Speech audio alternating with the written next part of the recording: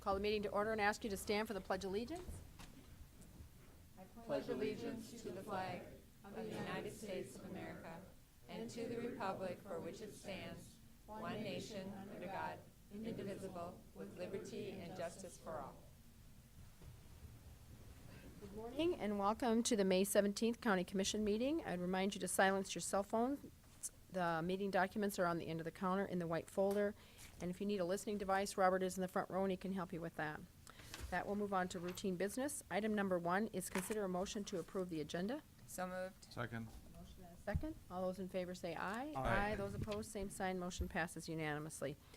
Item number 2 is approve the county commission minutes from April 10th, 2016. Is there a motion? So moved. Second. Motion and a second. Any corrections? All those in favor say aye. Aye. Those opposed, same sign. Motion passes unanimously. Item number 3 is bills to be paid in the amount of $3,614,739.52. Is there a motion? Pay the bills. Second. A motion and a second. Comment? No comments? All Commissioner Heiberger, I'd just like to point out that once again this week we have over $50,000 in court-appointed attorneys' costs and interpreters' costs. So those costs continue to come in at a fairly good clip. So. The motion. Chair. Commissioner Barth? I appreciate Commissioner Bender bringing that up because when we put that item in the budget, it's just a wild card. We don't really know. You know, the sheriff can tell us how many patrol cars he needs, but we have no idea how many outside attorneys we're going to have to hire and what their additional costs for professional services will be. I have a motion and a second on the bills. All those in favor say aye. Aye. Those opposed, same sign. Motion passes unanimously. Item number 4 is reports. Item A is the auditor's account with the county treasurer as of April 30th, 2016. And item B is register of deeds report for fees collection for April 2016, and those are on file at the auditor's office. Item number 5 is personnel. Item A is consider a motion to approve the routine personnel actions. So moved. Second. A motion and a second. All those in favor say aye. Aye. Those opposed, same sign. Motion passes unanimously. Item number 6 is application for abatement. There are none. Item number 7 is authorize the county auditor to publish notice of hearing for a retail on-off sale license, wine license for the Crooks Conservative and Gun Club located at 2808 West 84th Street North, Sioux Falls, Minnehaha County. I'll make that motion. A motion. Is there a Second. second? All those in favor say aye. Aye. Those opposed, same sign. Motion passes unanimously. Item B is authorize the county auditor to publish notice to bidders for instructional food services program and commissary operations. So moved. Second. A motion and a second. All those in favor say aye. Aye. Those opposed, same sign. Motion passes unanimously. Item number 8 is planning and zoning notices. There are none. Item number 9 is petition for compromise of lien. Item A is DP&O number 83054 in the amount of $1,029. Robert Wilson, good morning. Good morning, Commissioners. Robert Wilson with the Commission Office. The Commission Office has received an application for a compromise of lien for DP&O 83054 in the amount of $1,029. This applicant requests a compromise and release in full with no payment. The applicant's narrative then goes on to state that if a compromise in full is not granted, they would then request some portion of a partial compromise if the full compromise is not granted. There is no real estate transaction involved in this request. The lien does involve a single public defender charge for services provided to the applicant's juvenile son, and it is an assault charge. The victim in the case is the parent and the applicant. This information, I want to point out, was volunteered by the applicant when she spoke with me and came in and completed the application. There was a language barrier, and I tried to be very clear that she could make partial payments or pay at whatever amount she was able to pay over an extended period of time, and that would be perfectly suitable with the county. That was not well received. She really was obviously very upset of having this lien in place, and asked for it to be compromised in full. The applicant works part-time and takes English classes and supports 3 children.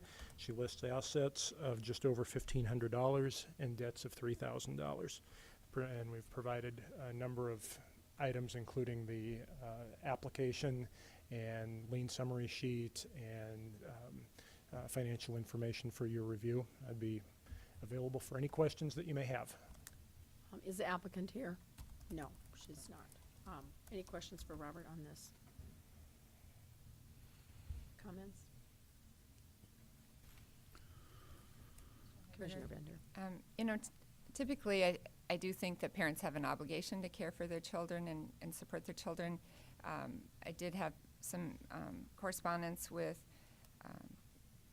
Christian Kappenmeyer about this matter, and these charges all relate to assaultive behavior, primarily against the family. And to me, it just seems fundamentally unfair to have a lien against somebody to pay to defend the person who assaulted them. And so I normally think that there should be some ability or some attempt to pay under these circumstances. I would make a motion to completely forgive the amount owed. With I'll no second that payment. motion. A motion, a second. Additional comments? Madam Chair, Commissioner Brand. you know, clearly anybody that comes here as a refugee, there's got to be an incredible disruption to their culture, to their family, to, you know, it's the equivalent of post-traumatic stress, and I can easily imagine how they might be somewhat dysfunctional at that point. And we've also had other cases where family members not sent on IVC have actually down in Lincoln County murdered their grandmother while under the influence of alcohol. And so I think this person, you know, obviously has issues, and I don't want to cause additional stress for that family. Additional comments? I have a motion and a second to compromise in full. All those in favor say aye. Aye. Those opposed, same sign. Motion passes unanimously. Next, we have opportunity for public comment. If there's anyone who would like to speak on anything that is not on the agenda, and I'd remind you to keep your comments to around 5 minutes or less. Good Good morning, morning. Robert Colby, nominal historian. I hope you as a county commission are formulating a legislative attack plan that encompasses some of the financial relief for Minnehaha County and other South Dakota counties, as this is the time of the year when it's best to do forums for legislators or with those who are running for the legislature. Since they're running for election, they are more prone to listen to you as they wish to show that they may care about constituents, whether they do or not. Legislators are basically uninformed, but there are those that are just plain dumb. The Minnehaha County has had former city councilors, both Kelly and Benega, and a former mayor in Mike Shermer. I didn't always agree with Mike Shermer, but he was a gentleman to the end, even as he was in the care center shortly before his demise. He was a gentleman. Minnehaha County has had former legislators, Mike O'Connor and again Dick Kelly. Mike gave us some insight into legislators as he was a prominent in his days in Pierre. When he'd been on the commission for 1 year, he said to his fellow commissioners, I being one of them, I learned more about local government in 1 year as a county commissioner than I did in all the years I was in the state legislature. That's contrasted by our now county commissioner, Dick Kelly, when he was in Pierre, and the Minnehaha County Commission approached him, since they knew he had been a city councilor, that he would have some empathy for the county commission and that he had a basic understanding of what our issues were. Well, Dick was forever etched in our minds, and he will remain famous for his response. All you county commissioners ever do is whine. Did I get that correct, Dick? Commissioner Kelly was ahead of his time as he had the current Republican Washington, D.C. attitude. I'm elected, Are I'm we going always right. somewhere with I this, didn't say Bob? correct. Are we going somewhere with this? And you can go to hell, Norway. I personally expect great things from the Minnehaha County Commission. When the guys ran the show, we tried but were unsuccessful in getting things for Minnehaha County and the other counties. But we came close. On one occasion, we had all our ducks in order. That's the counties. The legislators had made agreements with the liquor industry and the South Dakota County Commission Association. The skids were greased for the appropriate legislation. Pennington County Commission, however, knew better, as they did not want to abide by that agreement that the counties had forged, and they were told that if legal action was brought against the liquor industry, they would renege on their promise. Pennington County filed suit, the deal fell through, and everything went down the drain. It would be my hope now that we have feminine leadership here, that maybe you might be able to accomplish more with the legislators than we were able to. After all, we are part of the body of the Constitution as opposed to the city, and the city has been far better at getting assistance from the state. We are a constitutionally formed entity, and it seems that the legislators could give us a little more due, I mean us, meaning counties, because they give the mandates without the financing, and it's the financing that makes the difference, and it's the financing that has put the county in the shortcomings that they have at the moment. Thank you. Thank you, Bob. Is there anyone else that would like? Could I Commissioner- respond to this? Commissioner Kelly. Because I get a little tired of Mr. Colby's tirade against me. When I was on the city council, we had a rather adversarial role with the county. I don't know whether it was leadership on both parts or whatever, but it was not as harmonious as it is today, I don't believe. I think I went to Pure a little bit with that attitude. I knew little about county government, and at that time, the director was not, at least I didn't get along very well with who was the director of SDACC.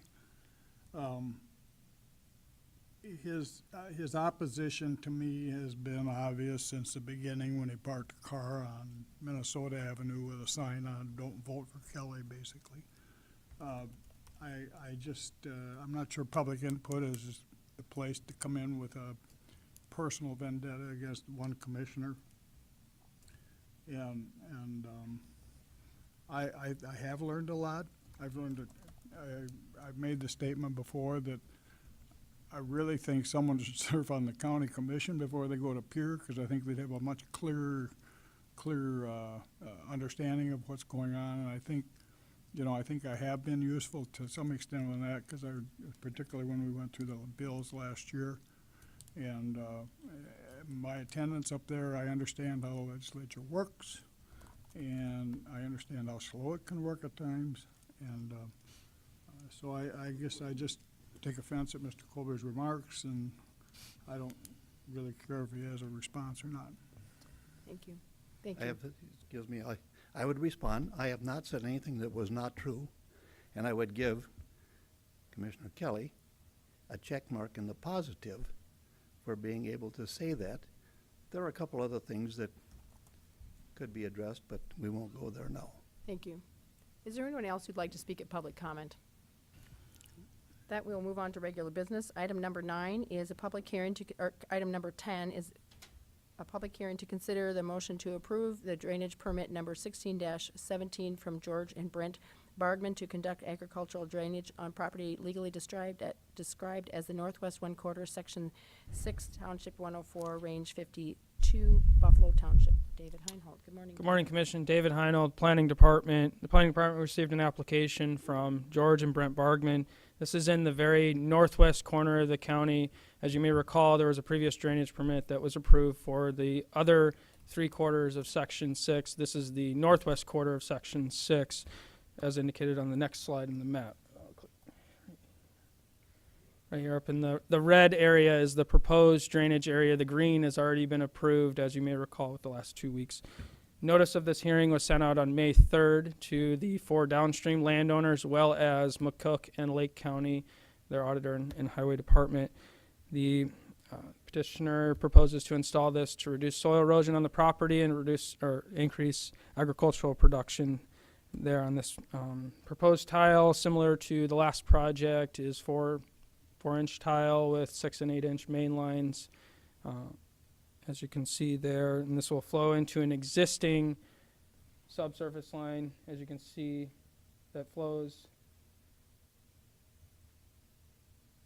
across the county line, and then there's this existing line that it continues to run across, which they've gotten permits for that through McCook County. And McCook County Highway Department and the County Commission has signed off, since this project is identified as meeting the criteria for intercounty significance and the impact on those other entities, and continues to flow into an existing system that goes into Lake County and goes north to a slough area that's about 2 to 3 miles north of there. The minutes and that from that McCook County Commission meeting have been has been approved of this project in the northwest quarter area right here. On May 11th, staff went out to the property and inspected the locations and took pictures of the primary area, mainly the area located right here.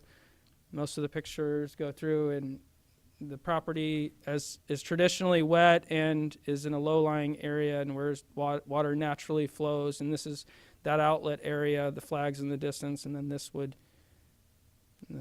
is the area all around there. As you can see, it's wet there.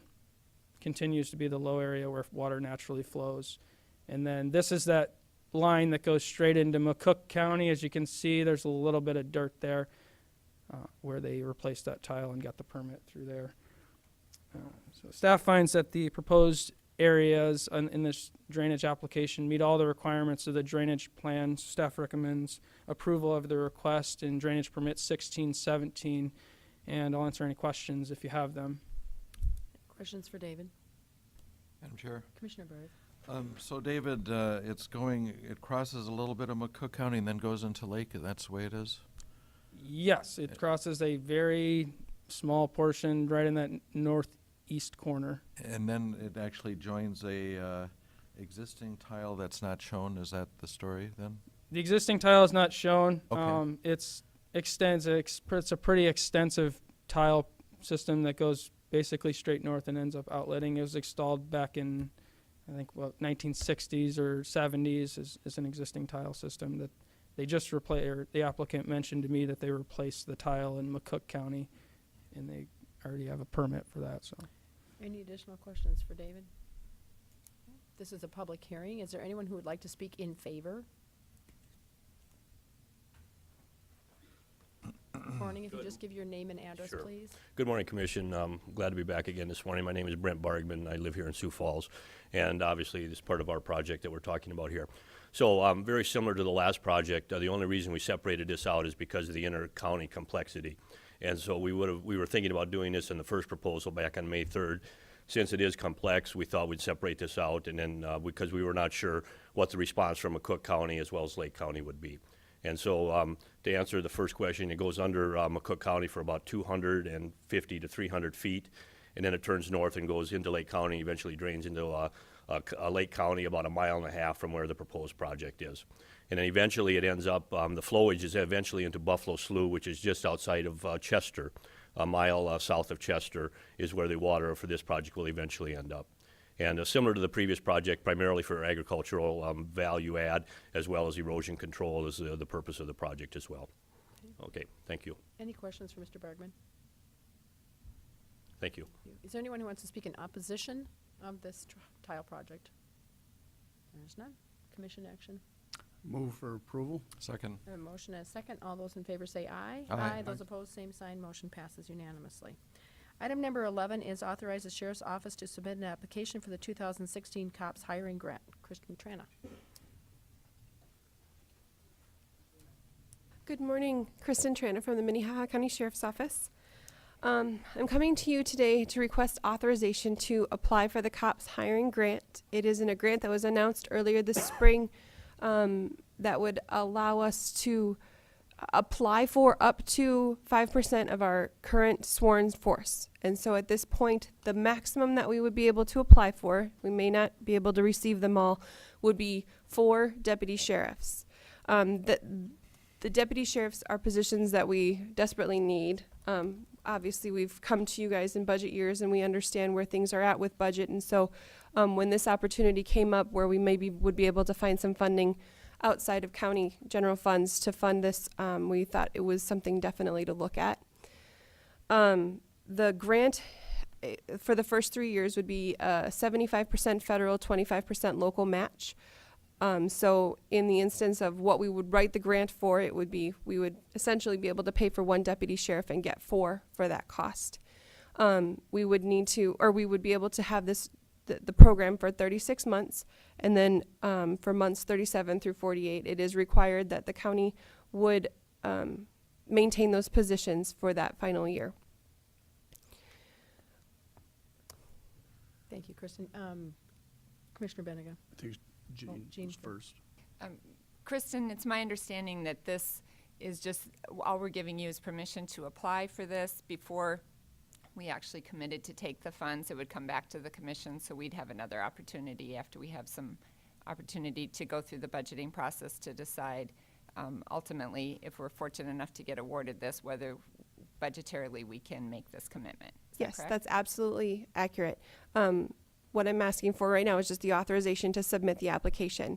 Once that application is submitted, which needs to be submitted by about the 25th of June, we would then wait to receive any word back from the COPS office, because one, we may not be the jurisdiction that their priority, I mean, we hope obviously that we are, but we may not be the jurisdiction that their priority is at, so we may not receive any.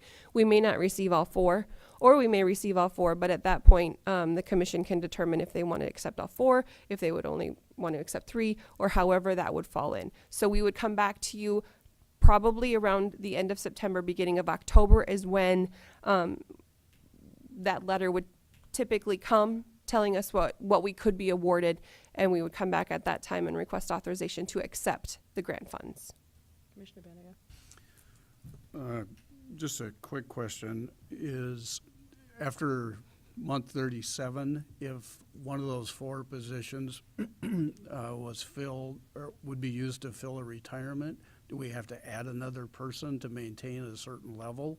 Or do those 4 positions have to be maintained separately, if you will, from general staff hiring?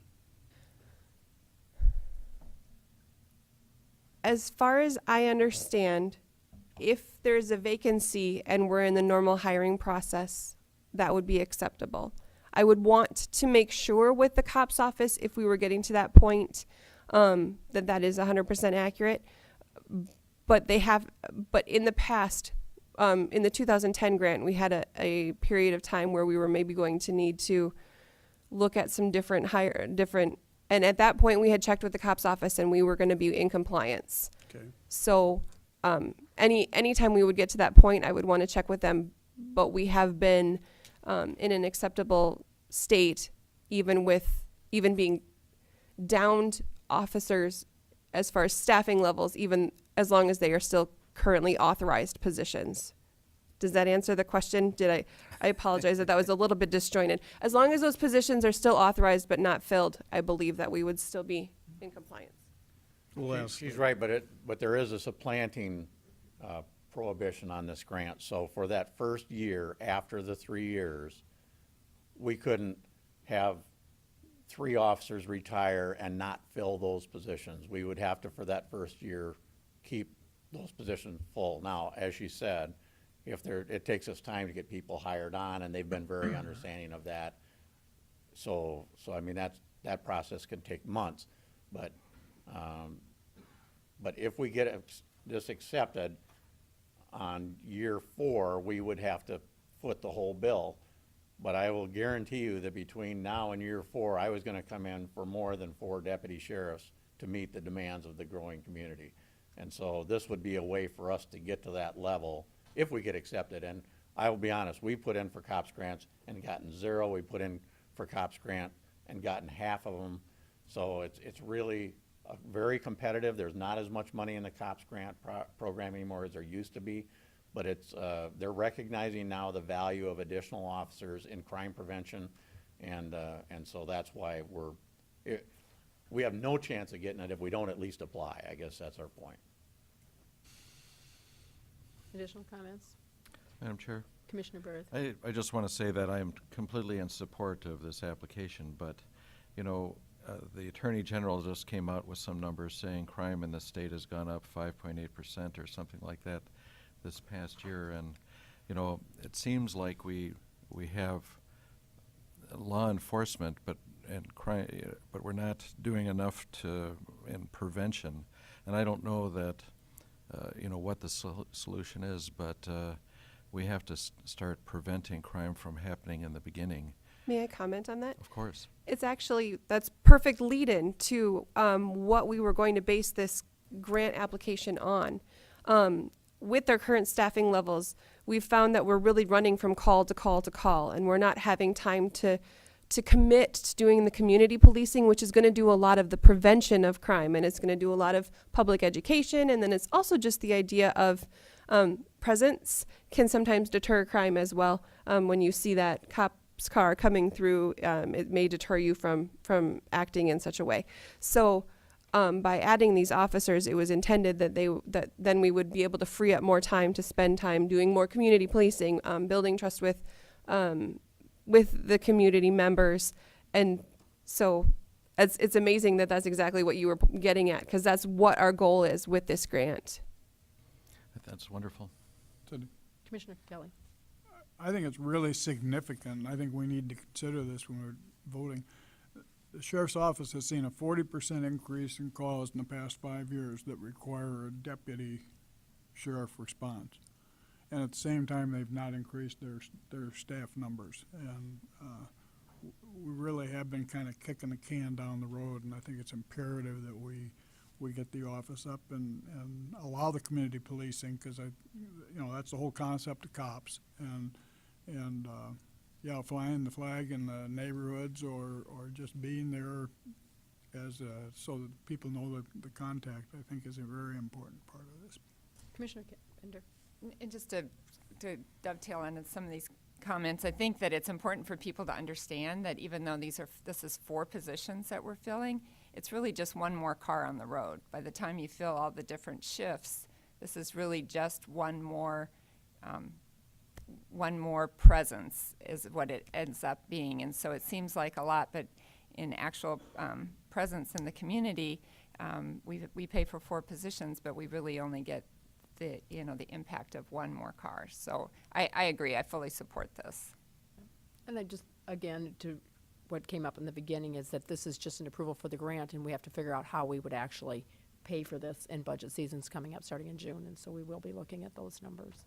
So, any other comments or questions for Kirsten? We'll look for a motion. I'll make a motion to Second. approve.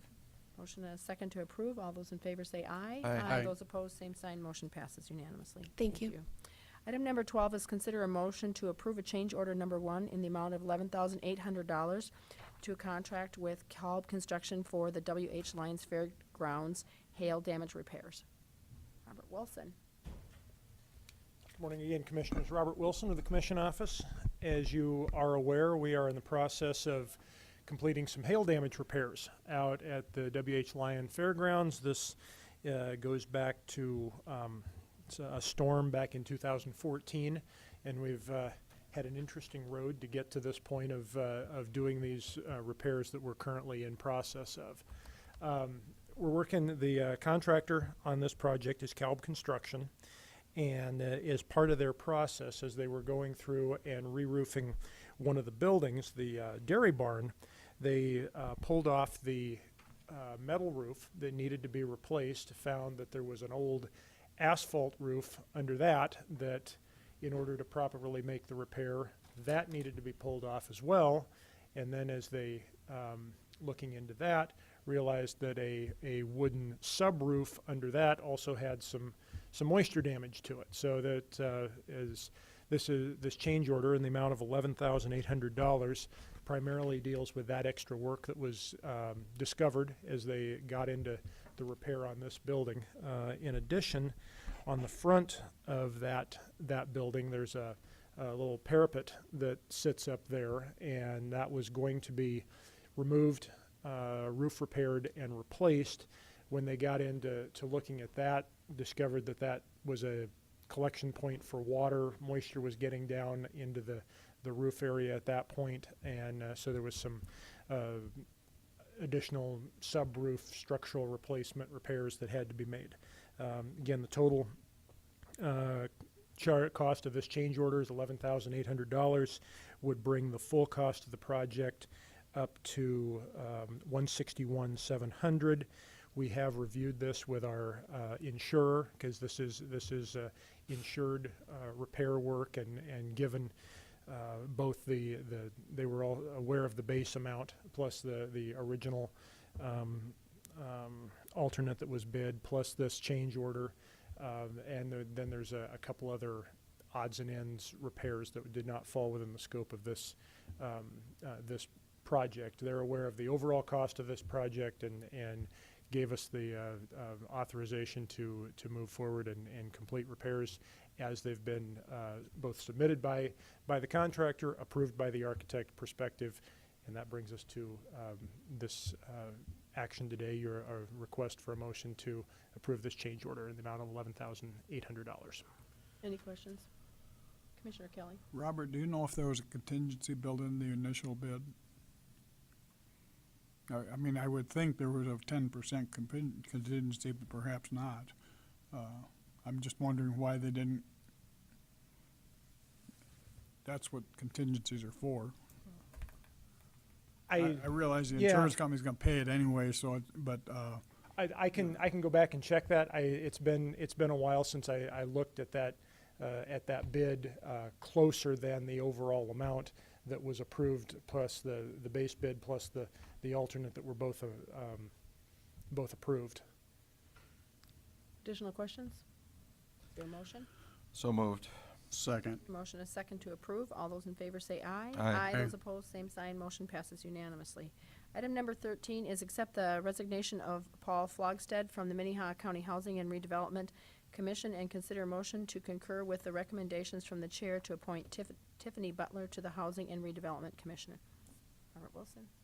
The Minnehaha County Housing and Redevelopment Commission is the board that includes Commissioners Kelly and Commissioner Benninga and three other individuals, Steve Anderson, Carol Tweet, and formerly Paul Flogstad, that really are the oversight board for the Safe Home facility, and that was created back in 2011 when we got into Safe Home project, and was a requirement of the low income housing tax credit financing that we used to build the building. This board meets quarterly, and I can tell you that Mr. Flogstead, who has a significant expertise and background in affordable housing, and has been very valuable in his guidance to the board, has been was an original member. Submitted his resignation at the last meeting. Immediately, a number of us looked right back to Paul to say, give us a recommendation of who you would recommend to step into your shoes as somebody who has that background and understanding. Ms. Butler is the individual that he recommended. First, Paul reached out to her to confirm that she was interested in an appointment. She was. I followed up, chatted with her briefly on the end of the week, and so we are bringing Ms. Butler's name forward for your consideration according to the bylaws of the Housing and Redevelopment Commission. This is a little different in that we are looking for your concurrence of the chair's appointment for Ms. Butler. And at this point, you've got two members of the HRC sitting among you, so I'll close my mouth and see if either Commissioner Benninga or Commissioner Kelly have anything to say. Any comments? She was Paul spoke very highly of her, and her credentials are pretty good. We were, you know, looking at maybe a few names, but I think this one rose to the top right away, and we felt maybe this would be the best policy, and just bring it forward. Additional comments? I would concur with what Commissioner Kelly said. She is highly recognized in her field, and she has an interest in the housing arena, if you will. I'd also like to thank Paul for all of his service with he and his wife Lori moving out of state for lots of good reasons. We're going to miss his expertise, and he definitely contributed a lot to the program. Commissioner Bender?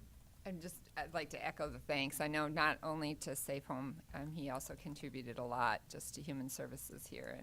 And there are a lot of people in Minnehaha County that are indebted to him to working out housing issues for them. So I just want to thank him. Commissioner Kelly? I'd make a motion to concur with chairman's appointment of Tiffany Butler. A motion, is there a second? Second. Motion and a second. All those in favor say aye. Aye. Those opposed, same sign. Motion passes Madam unanimously. Chair, Commissioner should we write him a letter and thanks? That's probably a good idea. Can you take care Yeah, of that? would be. Write him a letter, thank you. Absolutely. Thank you, Commissioner Barth. Item number 14 is an issue, a proclamation recognizing June 29th, 2016 as John Thompson Day in Minnehaha County. Cecilia Benson. Good morning. Good morning. My name is Celia Benson. I am the secretary for the Minnehaha County Historical Society. In 1989, one of the society's members, Bruce Blake, began a project of installing historical markers throughout Minnehaha County. 3 historic markers were installed in the 1990s to mark sites and events associated with the life of one of the county's early pioneers, John Thompson. Then, about 10 years ago, I began a project to document the 144 rural schools of Minnehaha County. My research included reading Minnehaha County Commission minutes, starting with February 1871. And there was John Thompson again, organizing the first school districts, finding candidates for the county positions, laying out roads and bridges. Then 3 years ago, I joined the Minnehaha Century Fund Board, which is tasked with stewardship of 4 vintage buildings on Pioneer Lane on the W.H. Lyon Fairgrounds. There was John Thompson again. One of the buildings is a log cabin, which John Thompson and other neighbors helped build for Lars and Lisbeth Gvernmo in about 1868. John's daughter and son-in-law, the Fairsdalls, eventually owned this cabin beginning in 1884. When descendants of John Thompson asked the Minnehaha County Historical Society about a commemoration of the 150th anniversary of John's arrival in Dakota Territory, we believed it was important for the society to note this event. Although other pioneers arrived in the early years of this county's settlement, John Thompson's life of sustained public service is exemplary. I am pleased the Minnehaha County Commission has seen fit to recognize the contributions of John Thompson through its proclamation as follows. Whereas June 29th, 2016 marks the 150th anniversary of the arrival of John Thompson, a veteran of the Civil War, along with his wife Kirsty at Fort Dakota in 1866. And whereas John established a homestead on the Big Sioux River in Sverdrup Township and began a family and a community of school, church, and local government. And whereas John was appointed to the Minnehaha County Commission by the territorial legislature on January 4th of 1868 and served as its chairman until 1872. And whereas the territorial legislature, which had empowered the commission to appoint all other officers to complete the organization of the county, passed an act in December 1871 legalizing the official acts of the commission in their appointments. And whereas John Thompson was a delegate from Minnehaha County to the Republican Territorial Convention in May of 1872, whose platform stated their appreciation for the benefits of the Homestead Act, pledged to encourage immigration, and endorsed Ulysses S. Grant for president. And whereas John Thompson was re-elected to the Minnehaha County Commission, 1886 to 1888, during which time the commission approved the building of a courthouse and ordered the question of the county issuing bonds be submitted to the electors. And whereas John Thompson founded the Nedros Lutheran congregation at his home in August of 1868, and whereas John Thompson's grove along the Big Sioux River provided a venue for the Early Settlers Association picnics beginning in 1894 and for decades thereafter. And now, therefore, we, the Minnehaha County Commission, do hereby proclaim June 29th as John Thompson Day, in commemoration of these contributions made by Mr. John Thompson in the early years of Minnehaha County history and for his dedication to its people. Thank you. Are there any questions? Commissioner Kelly? Just a comment. This means maybe in 2160 that we will have a group that recognizes Jeff Barth and his service on the county commission. So I would make a motion to approve the proclamation. I'll second. I have a motion and a second. All those in favor say aye. Aye. Those opposed, same sign. Thank you. Motion passes unanimously. Thank you, Cecilia, and thank you for the work that you do in preserving our history, because it is very interesting. So thank you very much. Item number 15 is Minnehaha County Liaison Reports. Are there any liaison reports? Commissioner Kelly? If you'll look at the screen.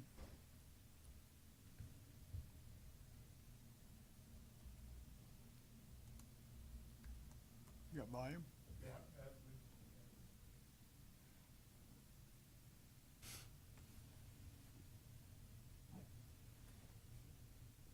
Yeah.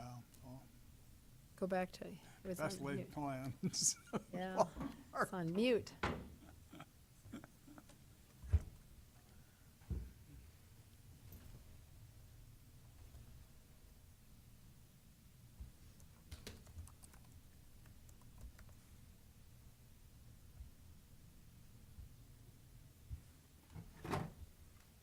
It popped up that it was on mute, Robert, is it? There we go.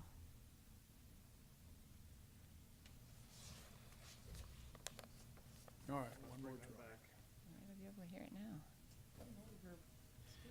Madam Chair, in the Commissioner Barth? meantime, we've had a new appointment to the Public Advocates Board that just happened, My and information. we'll be meeting. One man will battle technology in his quest for answers, If I can't use the Wi-Fi, I can't do my work. but he is about to discover the power of a plastic card.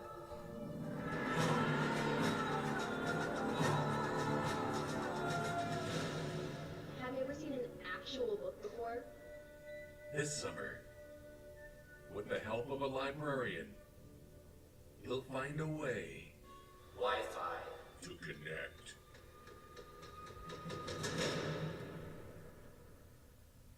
This is a promo that I believe you're going to start today on the internet. It's intended to hit the younger audience, but what will come out in a couple weeks is about a 4 or 5 minute segment.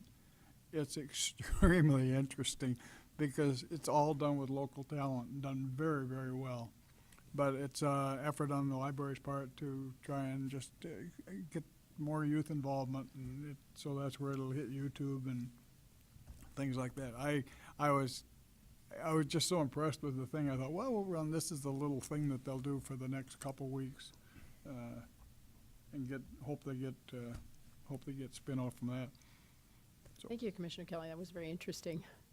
Any other liaison reports? Commissioner Barth, did you want to finish Go your ahead, comment, or- Commissioner Bender. Well, if you wanted to finish yours, then I have a separate one, so. Okay, well, we just, again, we now have a full board on the Public Advocate, and we'll be meeting this Thursday to work on our budget. Commissioner Bender. And I just wanted to point out that the Homeless Advisory Board is having their first ever pie party this Thursday, and the idea is to bring together on a collaborative basis all the different entities, nonprofits, and governmental entities that are working with homeless populations and try to figure out who has what piece of the pie and make sure that we're collaborating in an effective way and not duplicating services, but also try to figure out if there are any gaps that need to be filled. So I just wanted to commend Stacy Teason and Kari Benz. They've put a lot of work in that. It's a real creative idea. They're just going to serve pie and coffee and give all these folks an opportunity to be together and visit about what different services are being provided. That's very interesting. Anything else? Okay. Is there any new business? Madam Chair? Commissioner Barrett? I guess I'd like to respond to some comments that were made earlier today.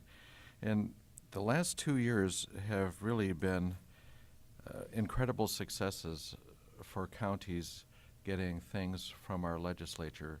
They finally seem to, with their summer study and stuff, have grown to understand some of our issues so much better.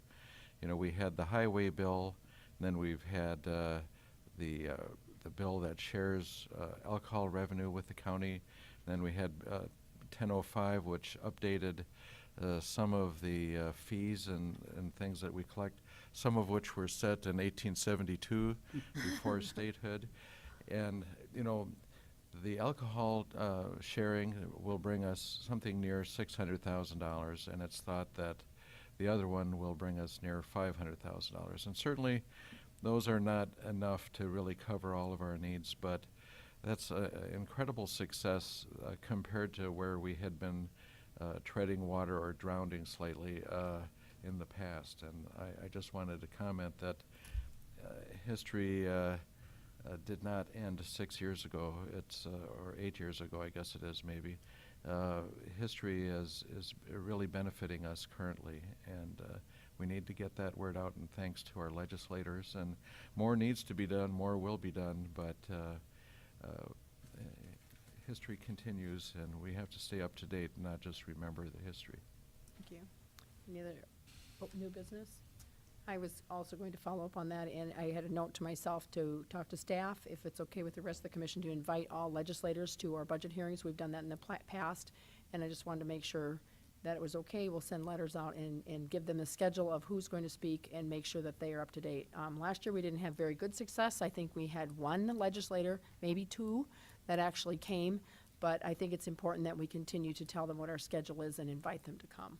So, Perhaps we target the new ones too. yeah, I agree. Anyone who's- Candidates, Dick, you Yeah, mean? candidates, and then once the election is over, to follow up with who's ever made it through the primaries and make sure that we're giving them all the information that we can possibly send their way. Is there any old business? And then I would ask for to adjourn into executive session for personnel and litigation. It's my motion. Second. Motion and a second. All those in favor say aye. Aye. Aye. Those opposed, same sign. Motion passes unanimously. We are adjourned.